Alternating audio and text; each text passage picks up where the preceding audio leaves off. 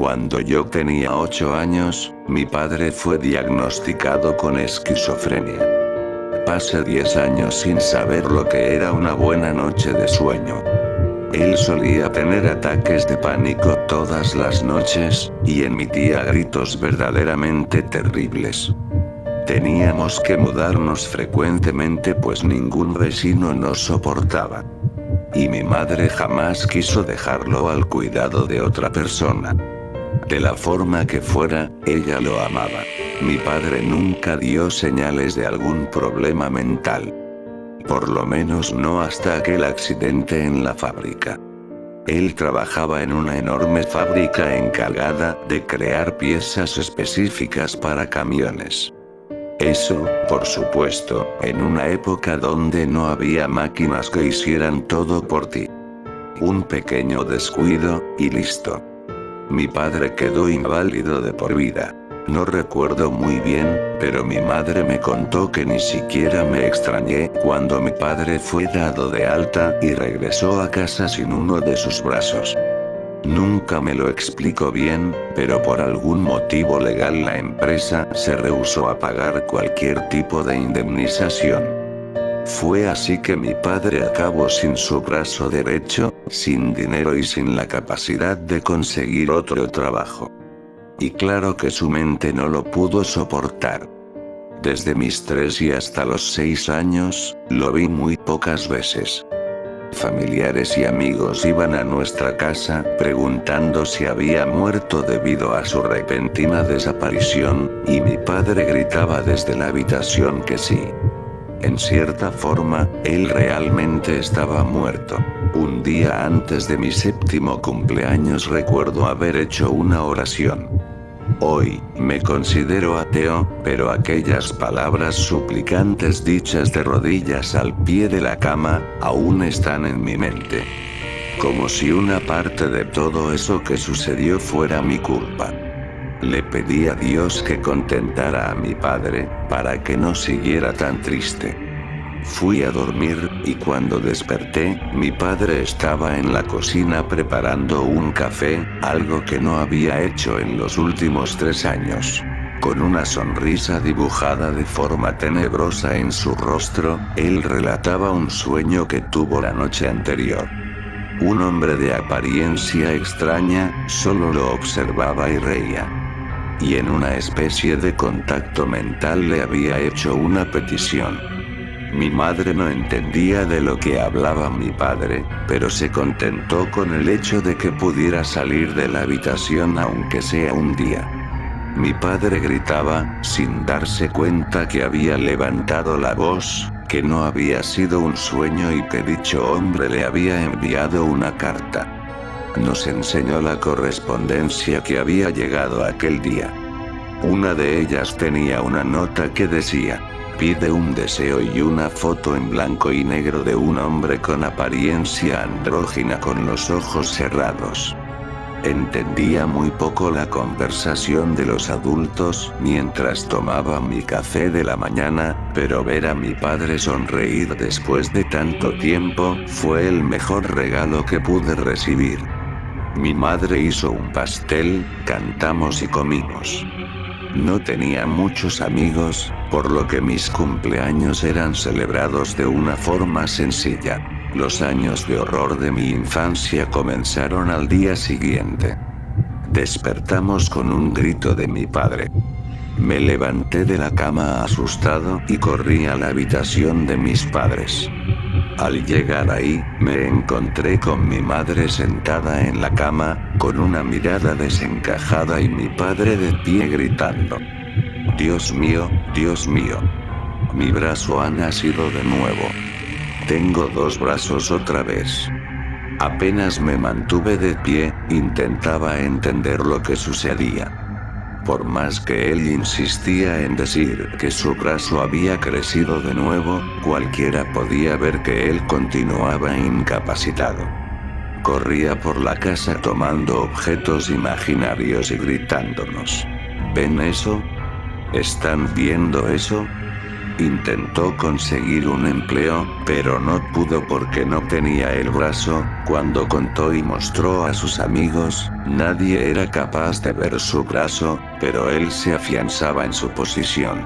De ser un hombre deprimido, él pasó a ser un sujeto agresivo con cualquiera que no creyera en su historia del brazo imaginario. Eso no resultó en ningún problema durante un buen tiempo, hasta que comenzó a decir que unas escamas le habían comenzado a nacer en el brazo. Decía que poco a poco iba perdiendo el control de aquel miembro, como si pudiera controlarse a sí mismo. Y así comenzaron las noches de sueño perdido, debido a los gritos de mi padre. Con mucho esfuerzo un médico lo examinó y concluyó que era esquizofrénico. Desde esa fecha mi madre decidió que la mejor opción era dejarlo encerrado en una habitación para que no se convirtiera en un peligro para mí. Puede que esta actitud resulte egoísta y absurda, pero en los 80s, así solían tratar a las personas con cualquier tipo de problema mental. Era toda una cuestión cultural de la época. Descubrí un mundo nuevo. Estudié, hice amigos, conocí lugares y me distancié cada vez más de mis padres. De vez en cuando llamaba para saber cómo estaba mi padre. Siempre era el mismo, con las mismas crisis nocturnas. Mi madre continuaba cansada cuidando de él. Yo seguía demasiado ocupado con mi propia vida. Las únicas ocasiones en que los visitaba era para llevar dinero. Las cosas se habían puesto difíciles desde que mi padre dejó de trabajar. A pesar de todos esos acontecimientos de la infancia, nada me pudo preparar para la pérdida que vendría. Me quedé helado con el teléfono en el oído. Tener que escuchar aquellas palabras. Tu madre falleció. Me golpeó como una puñalada en el vientre. Como si una parte de mí hubiera sido arrancada. Tener que identificar el cuerpo y verla con el rostro completamente desfigurado fue una tortura. La casa no tenía señales de allanamiento o cualquier tipo de invasión.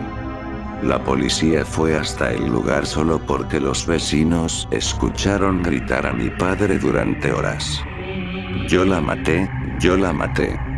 El problema es que por más que mi padre gritara que él la había asesinado y que debía ser encarcelado, nadie le haría mucho caso a una persona fuera de sí. Y lo más extraño fue cuando los peritos confirmaron que las heridas habían sido hechas por una persona diestra. Y ya que mi padre no tenía el brazo derecho, él no podía ser el asesino. Ahora, era mi responsabilidad cuidar de él. Pero ni siquiera podía mirarlo a los ojos. No importaba lo que la policía dijera, yo sabía la verdad. Yo sabía quién había matado a mi madre. Mi padre era un hombre común y eso era lo que más me asustaba. Era como Aníbal Lecter. Transpiraba psicopatía con una calma y tranquilidad indescriptible. Sabes que no me puedo quedar contigo, ¿verdad? Claro. Y yo no quiero, respondió con una mirada seria, pero pude ver una lágrima luchando por no caer. Voy a pagar el mejor asilo aquí en la ciudad. Te quiero, hijo, me interrumpió. Yo quería decir que también lo amaba. Mis labios temblaron, pero no salió nada. Te llevaré mañana. ¿Está bien? Yo no la maté.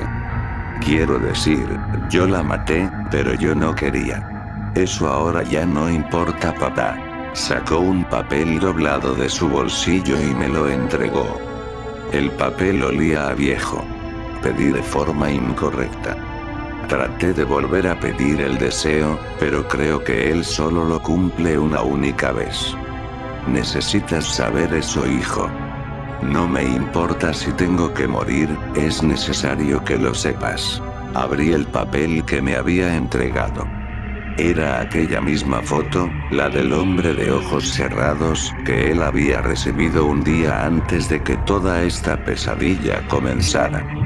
Guardé el papel sin darle mucha atención y salí. Cuidado con lo que deseas, hijo, me dijo mientras me alejaba.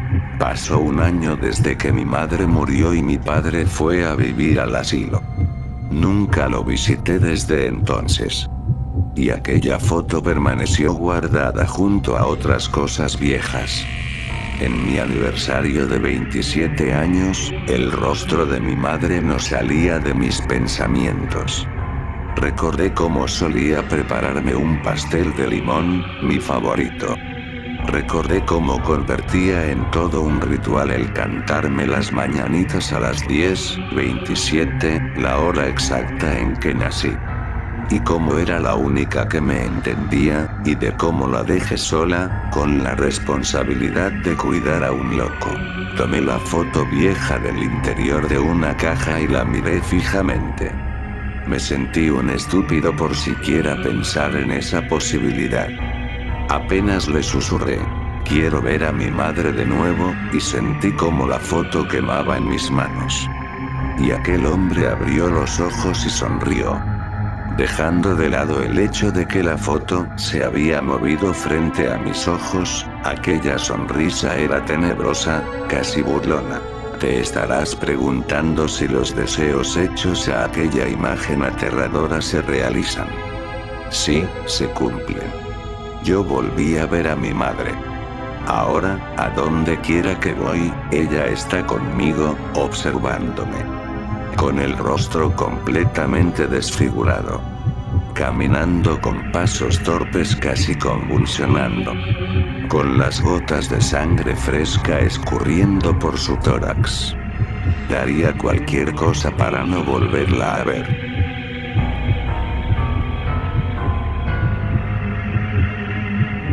Recuerda suscribirte a MaxiCreep. Buenas noches.